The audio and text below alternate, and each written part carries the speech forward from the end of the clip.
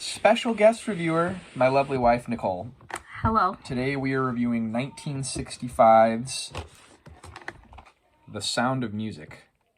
And Classic. This is the 40th anniversary 2-disc edition with fancy booklet. So I like the older DVDs because they got all the cool stuff that it came with it. Look at that slipcase, which Nicole would just throw away if I did not intervene.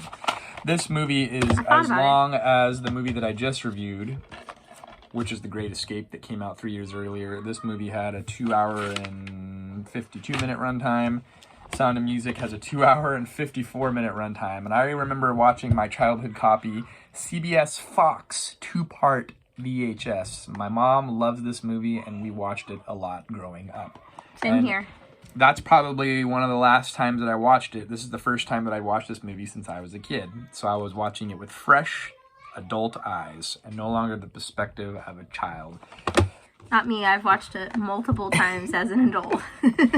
Well, it's a musical. You know, I'm not just jumping in to watch musicals. Men aren't usually that My excited neighbor about Kyle, musicals. huge shout out. He said this movie was gay, although he's never seen it. So You have not seen it. Watch you it. can't make that it's assessment. Good. You will not be able to watch it without crying. I promise. Directed by Robert Wise. Robert Wise? Wise. W-I-S-E. Oh, Wise. Okay. So, again, this is an iconic film. And I truly mean it. It is based off of the famed Rodgers and Hammerstein musical. It shockingly did not have a 90% Rotten Tomatoes score. The Rotten Tomatoes score was only 83%, which I do not understand that. They don't know what they're talking about. But it did have an IMDb score over 7, which is rare. So the IMDb score was 8.1 out of 10, and it is a 5 out of 5. We're jumping right into the reviews first because there's a lot to talk about it, and we'll talk about why this is a 5 out of 5 movie. Okay. So, and you're a 5 out of 5 too, I imagine? I'm 5 out of 5. It is I'm classified 7 out of 5. It is classified as a musical genre, and it was adapted from the 1959 Broadway play. And that Broadway play is based on the 1949 memoir written by Maria von Trapp, and that book is called The Story of the Trapp Family Singers. And I did not realize there was a more real-to-life, dramatized version, non-musical version, that appeared before this film. So originally this was a black and white film, I believe, that appeared on West German TV in German language, and that movie came out in 1956.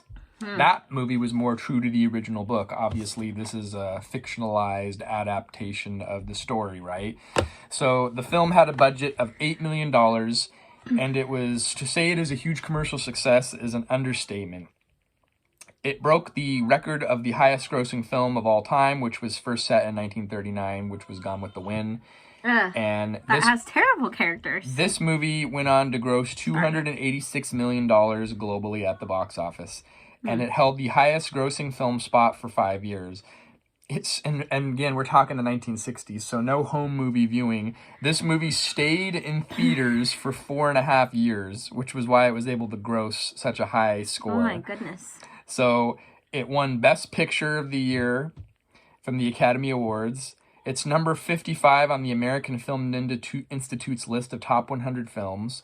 It was selected for preservation by the Library of Congress for preservation in 2001.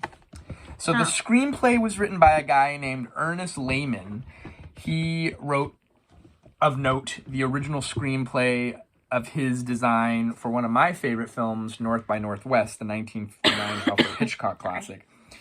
And he also wrote the adapted screenplay for the Broadway musical West Side Story, which the same director of this film also directed, and the West Side Story also won Best Picture. So here's a fun fact.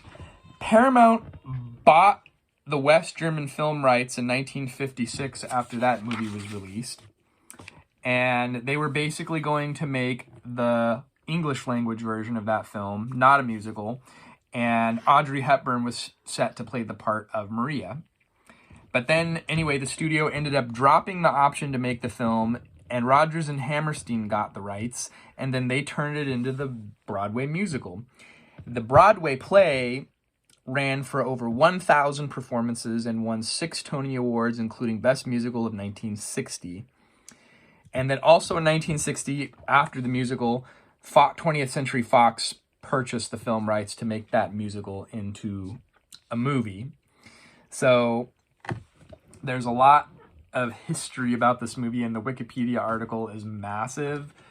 I feel like some of the costumes are more of the 60s, and the hairstyles for the women are more of the 60s than they are 1938, because this movie takes place in 1938 when they're trying to flee the country as Austria has an incursion by Nazi Germany.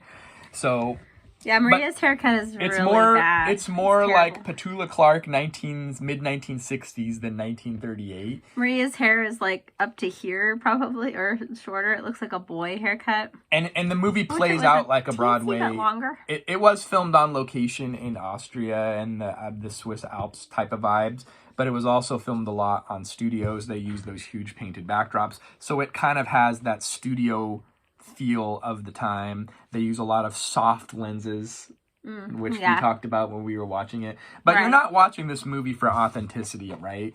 You're watching it for the iconic.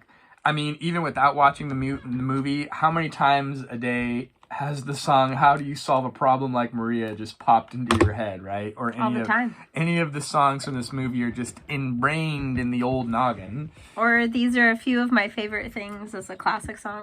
All the songs in this whole video are classic songs that I pretty much know every word by heart, to be honest. And interestingly enough, this is not the full soundtrack for the Broadway play. So when they did the screenplay, they kind of reorganized the way the songs were laid out compared to the Broadway play, and they cut a lot of songs that they felt wouldn't fit in a movie. So I would be interested to see or hear and I might even have the motion picture soundtrack. I'll let you talk about your thoughts while I go look at my God, this is gonna this is gonna take a while. How am I gonna keep this going? Okay, so for those of you who haven't seen it, without giving away spoilers, I guess I'll try to give like a brief summary. So this is Maria, the main character, and she has an amazing voice, and she is trying to be a nun, but emphasis on the word trying, because one of the very first songs, or I think it is the very first song in the movie, is "How Do You Solve a Problem Like Maria?" It's all the nuns singing about how she's pretty much the worst nun on earth. She is always singing around the abbey.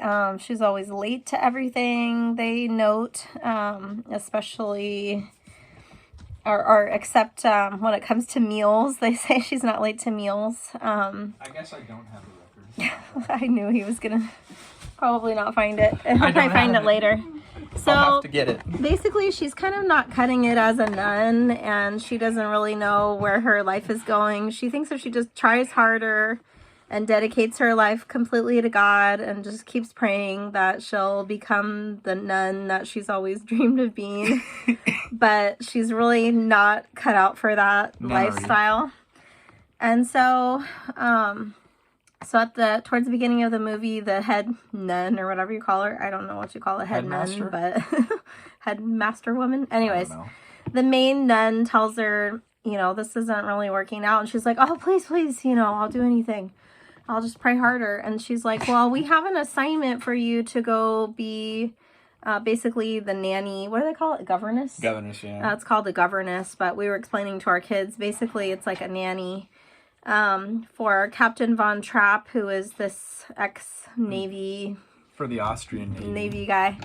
And so he's super strict, and none of the nannies that they've had in the past have lasted. The kids terrorize all the nannies because they hate them, because their mom died a few years back, and they reject any new female in their lives trying to tell them what to do. And then their dad is just super strict and doesn't really give them the love and affection that they need. So then along comes Maria. She's just happy-go-lucky, positive, always singing, always smiling, just playful. And there's a reason for that I'll talk about. Okay. And so, of course, the kids fall in love with her, and then the dad has a girlfriend who he brings back. And so anyway, without, I don't want to spoil the whole movie. But also you see elements come in slowly, and then it becomes a bigger issue about Nazi Germany taking over, and the dad, Captain von Trapp, is like very much against Nazi Germany taking over Austria. So the political part starts to become really important. By the end of the movie, it's super suspenseful. So I like that part. The character of Maria, her real life story is kind of sad. Her mom died when she was really young. Maria was born in 1905, and then her dad ended up remarrying and having like other half siblings, and then that wife died, and then the dad ended up just like leaving her with like family and like left, and he would come visit her occasionally, which was kind of common back then, I guess. Yeah, and he ended up dying in 1914, and the family that she was with was like super abusive and super mean to her. Sad. And she ended up developing her sense of humor and became like the class clown because of like all the hardships. That was kind of like her outlet to escape from a lot of it. So that kind of shaped her as a person. She ended up living up until 1987, the year I was born. She died. And there's actually, I think the Von Trapps must have come to America because of it says that she's buried in the Von Trapp plot. There's a huge plot where they're buried in Vermont. Oh, let's go there. Can we go to Vermont? Vermont has many other things to see, such as maple syrup and East Coast history. Bernie Sanders, I think, is from Vermont. So we're not going to get political here on the channel.